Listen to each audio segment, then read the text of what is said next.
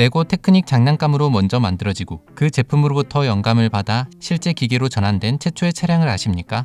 바로 레고 테크닉 42081, 볼보 컨셉 휠로더 제우스를 기반으로 만들어진 볼보 건설 기계의 휠로더 LX03입니다. LX03은 전기의 힘으로 움직이며 자율주행 기능까지 담은 최첨단 건설 기계라고 합니다. 그런데 사실 볼보 건설 기계가 이처럼 우수한 기술력을 유지해 올 수 있었던 데는 스웨덴의 천재 엔지니어로부터 시작된 190년의 역사가 있기 때문입니다. 이번 브랜드 백과사전에서는 볼보 건설 기계에 대해 알아보겠습니다.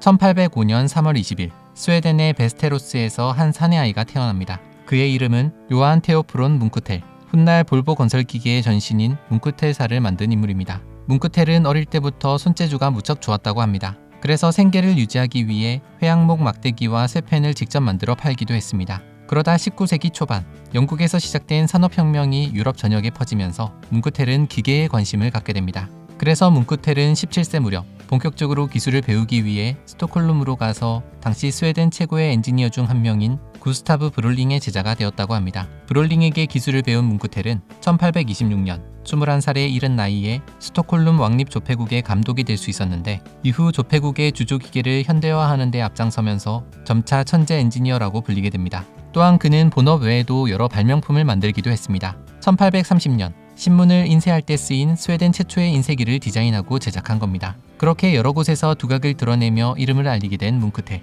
그러던 1832년 그는 에스킬스투나 시로부터 엔지니어링 워크샵 설립을 위임받게 되면서 조폐국을 떠나 공방을 열었는데 이곳이 바로 뭉크텔 기계 공장입니다. 처음에는 주변 사람들에게 인쇄기나 선반, 드릴과 같은 것들을 제작해 팔았지만 점차 뭉크텔이 만든 물건들이 고품질이라는 소문이 퍼지면서 빠르게 성장할 수 있었다고 합니다. 뭉크텔의 영향력은 단순히 기계, 기술에만 한정되어 있지 않았습니다. 에스킬스투나에서 토샬라까지 수로를 복원하기도 했으며 배가 부두까지 항해할 수 있도록 하는 수문을 제작해 교통 문제를 해결하기도 했던 겁니다. 이후 1835년 뭉크텔은 유학을 떠나 보다 고차원적인 영국의 철강 산업을 공부하며 실력을 키워갔습니다. 그렇게 1853년 뭉크텔은 스웨덴 최초의 증기기관차인 퍼스틀링을 개발해내기에 이르렀습니다.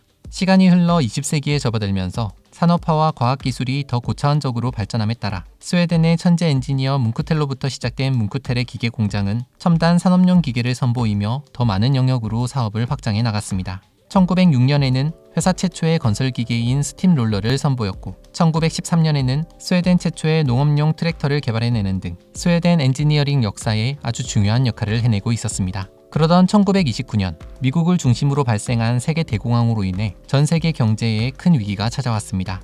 뭉크텔의 기계 공장도 이를 피할 수 없었고 결국 1932년에 이르러 전환점을 맞이하게 됩니다. 뭉크텔사와 함께 스웨덴 엔지니어링계의 양대 산맥이라 불리던 볼린더사와 합병하게 된 것입니다. 뭉크텔이 스웨덴 최초의 증기기관차를 만들었다면 볼린더 형제는 세계 최초의 잠수함 설계에 참여했었는데 그렇게 뛰어난 두 회사가 만나 AB 볼린더 뭉크텔사로 새롭게 출발하게 된 것입니다. 그리고 1934년 AB 볼린더 뭉크텔사는 탄탄한 기술력을 바탕으로 BM2호라는 트랙터계의 레전드 제품을 출시하게 됩니다. 하지만 얼마 지나지 않아 제2차 세계대전이 일어나면서 AB 볼린더 뭉크텔사는 또다시 위기에 처하게 됩니다. 그러다 1950년 AB 볼린더 뭉크텔사를 인수하는 회사가 등장하니 바로 볼보였습니다.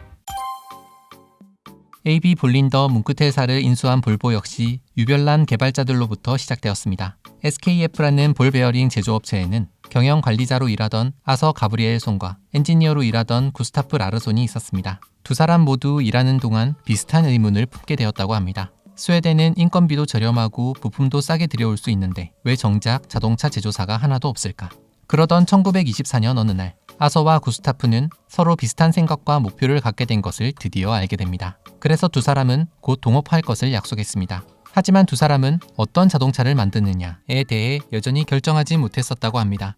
1924년 7월 아서와 구스타프는 식사를 하면서 회의를 하고 있었는데 먹던 가재를 실수로 바닥에 떨어뜨리게 됩니다. 하지만 높은 곳에서 떨어진 가재는 멀쩡했습니다. 이때 두 사람은 이 단단한 껍질을 가진 가재와 같이 아무리 큰 충격을 받아도 다치지 않는 튼튼한 차를 만들기로 결심했고 1927년 4월 14일 스웨덴 최초의 현대식 자동차 제조회사 AB 볼보가 설립되었습니다. 볼보라는 이름은 내가 굴러간다는 의미의 라틴어에서 따온 것이었습니다.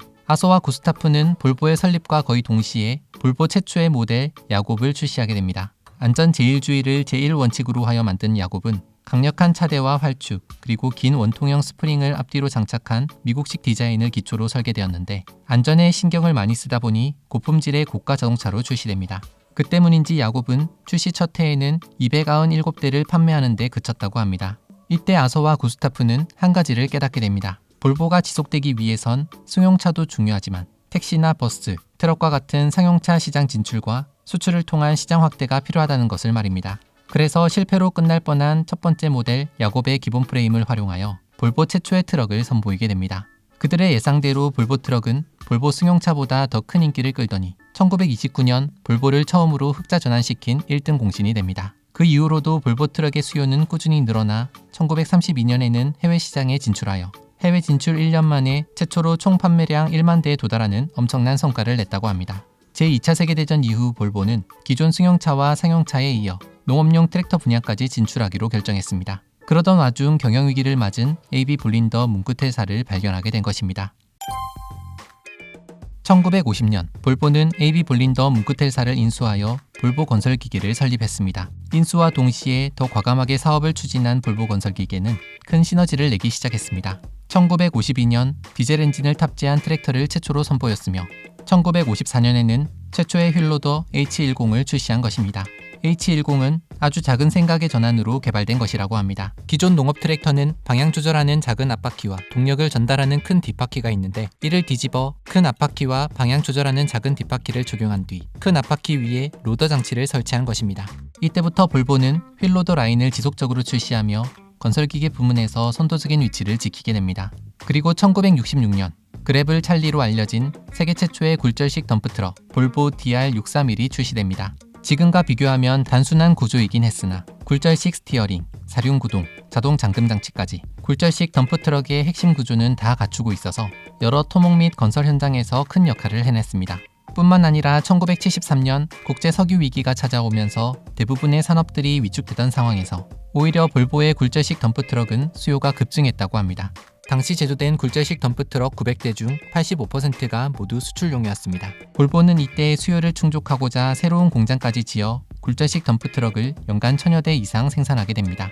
이후 휠로더와 굴절식 덤프트럭의 역량에 집중한 결과 북미 시장까지 안정적으로 진출하기에 이르렀습니다. 그러던 1982년 볼보는 볼보 그룹 아래 볼보 자동차, 볼보 건설기계, 볼보 트럭, 볼보 버스, 볼보 펜타 등 여러 자회사를 둔 지주회사 체제로 전환하게 됩니다. 하지만 1999년 스웨덴에 불어닥친 경제 불황으로 인해 볼보그룹은 경영위기에 처하게 됩니다. 이때 볼보그룹의 회장 레이프 요한소는 선택의 기로에 서게 되는데 앞으로 볼보그룹을 이어갈 메인 사업은 건설기계 분야라고 생각하여 볼보 자동차를 포드에 매각하게 됩니다. 이후 볼보그룹은 중장비 산업인 건설기계와 트럭을 중심으로 사업을 이어가게 됩니다. 1997년 12월 3일 우리나라는 IMF 구제금융을 신청하게 됩니다. 이 시기 우리나라 많은 기업들의 부도가 발생하고 사업을 축소하는 움직임이 이어졌습니다. 삼성중공업 역시 경영위기를 극복하기 위해 건설기계 사업부를 매각하려 하고 있었습니다. 이때 삼성중공업을 눈여겨보는 곳이 있었으니 바로 볼보그룹이었습니다. 건설기계 부문에 집중 투자하기로 한 볼보그룹은 생산 능력과 R&D가 뛰어난 삼성중공업을 인수해야 할 1순위로 손꼽았다고 합니다. 그래서 1998년 7월 볼보그룹은 5억 달러라는 대규모 투자로 삼성중공업 건설기계 사업부를 인수하게 됩니다. 이로써 삼성중공업 건설기계 사업부 공장이던 창원 1공장 2공장이 지금의 볼보그룹 코리아가 된 것입니다.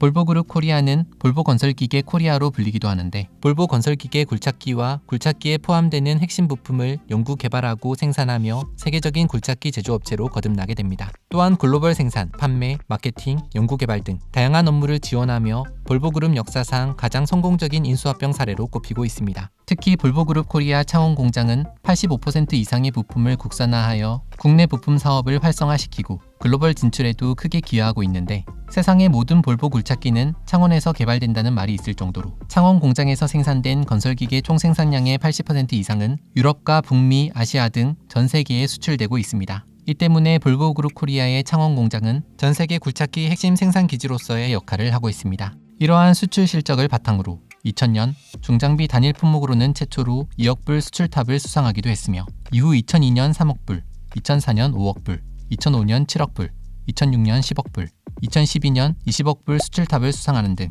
지속적인 수출 성장세를 이어나가고 있습니다. 2018년도에는 누적 생산량 20만 대 돌파, 이후 2022년 상반기까지 계속 성장세를 이어 굴착기 누적 생산 대수만 25만 대를 돌파했다고 합니다. 1972년 볼보그룹은 초창기부터 기업의 핵심 가치로 삼아온 품질과 안전에 한 가지를 더 추가하게 됩니다. 바로 환경이었습니다. 모터 구동 제품이 환경에 부정적인 영향을 끼쳤다는 것을 확인하고 이를 해결하기 위해 제1회 UN 환경회의에서 처음으로 환경선언을 하게 됩니다. 당시로서는 무척 파격적인 시도였다고 합니다. 그리고 1974년 볼보는 LM1641 휠로더 모델에 저공해 엔진을 장착하여 배기가스 배출량을 크게 줄어들도록 했습니다. 이후에도 환경보호에 대해 계속 고민해오던 볼보그룹은 2012년 전동화 전략을 내세우게 됩니다. 더 나은 미래를 만들기 위해 더 이상 지구 환경에 악영향을 미치는 건설 장비를 개발하지 않고 친환경적인 건설 장비만을 개발하겠다는 겁니다. 그렇게 2012년에 전동식 콘셉트 건설 장비 개발을 착수하는 것으로 새로운 전동화 시대를 연 볼보그룹은 2016년 미래형 하이브리드, 전기 배터리, 자율주행 기능을 탑재한 LX01과 HX01을 선보이게 됩니다. 이후 2017년에는 전동식 덤프트럭 HX02와 전동식 소형 굴착기 프로토타입 EX02를 공개하면서 완전한 전동화 모델 개발에 성공했습니다. 특히 EX02는 세계 최초 전동식 소형 굴착기 프로토타입으로 기존 내연기관 제품에 비해 10배 더 높은 효율성, 10배 더 낮은 소음 수준 및 총 소유 비용을 자랑하는 제품입니다. 2018년에는 탄소 배출을 98% 저감한 세계 최초의 탄소 중립 채석장 일렉트릭 사이트를 공개했습니다. 탄소 배출량만 98% 줄인 것이 아니라 에너지 비용 70%, 운영자 비용 40%를 절감한 큰 성과를 거뒀다고 합니다. 이후로도 볼보그룹은 전동화 전략을 위한 로드맵을 설정하고 계속해서 지켜나가는 중입니다. 2019년에는 업계 최초로 소형 건설 장비의 전동화 추진과 배기가스의 주범인 디젤 건설 장비 개발을 중단하겠다고 약속했으며 2020년부터는 자사의 탄소 영향을 줄이고 파리 기후협정 목표 달성에 기여하고자 과학 기반 감축 목표 이니셔티브에 참여하여 검증된 탄소 감축 목표를 단계별로 달성하기 위해 노력하고 있습니다. 2022년 9월 볼보그룹 코리아는 친환경 소형 전기 굴착기 ECR25 일렉트릭을 우리나라에 처음 선보이게 됩니다. ECR25 일렉트릭은 볼보그룹이 추진 중인 전동화 비전을 실현하기 위해 개발된 100% 전기 구동 굴착기로 볼보 건설기계 아시아 시장에서는 한국에서 최초로 출시된 것이라고 합니다. 2.5톤급 100% 전기 굴착기인 ECR25 일렉트릭은 동급의 디젤 장비와 동일한 작업 성능을 갖췄음에도 기존의 내연기관 엔진을 리튬이온 전기 배터리와 유압식 시스템으로 대체해 배출가스가 발생하지 않는다는 장점이 있습니다. 게다가 소선회형 디자인으로 좁은 공간에서도 여유로운 작업이 가능해 도심이나 인구가 밀집된 환경 속에서 활용도가 높을 것이라고 합니다. 전기 굴착기 특성상 소음도 적기 때문에 교통 흐름을 방해하지 않기 위해 야간 작업을 하는 경우에도 정숙한 분위기 속에서 작업이 가능하다고 합니다. 한편 볼보그룹 코리아는 ECR25 일렉트릭의 출시와 더불어 국내 건설기계 시장의 전동화, 자동화를 선도해 나가려는 적극적인 움직임을 보이고 있습니다. 2022년 5월 볼보그룹 코리아의 창원 공장이 전기 굴착기 생산 라인의 가동을 개시한 것입니다. 이를 통해 100% 전기 굴착기를 연간 최대 100대까지 생산할 수 있게 되었는데 소형, 중형 전기 굴착기뿐 아니라 수소 기반의 대형 전기 굴착기까지 생산할 수 있도록 순차적으로 생산 설비를 확장시켜 나갈 계획이라고 합니다. 또한 원래 2024년에 계획되어 있던 22톤급 전기 굴착기 JEC2302 모델의 양산도 2년이나 앞당기는 데 성공했습니다. JEC2302 역시 100% 전기로 구동하기 때문에 탄소를 배출하지 않고 소음도 적은 굴착기인데 한번 충전해 8시간까지 작동할 수 있다고 합니다. 그러던 2022년 10월 볼보그룹 코리아는 창원 공장에서 생산된 22톤급 대형 전기 굴착기 JEC2302 모델을 노르웨이에 35대 수출하게 됩니다. 국내에서 생산한 전기 굴착기로는 최초의 수출이라고 합니다. 앞으로도 안전과 품질, 환경까지 3마리 토끼를 모두 잡기 위해 볼보그룹과 볼보그룹 코리아가 어떤 노력을 해나갈지 기대하면서 이상 볼보건설 기기에 대해 알아봤습니다.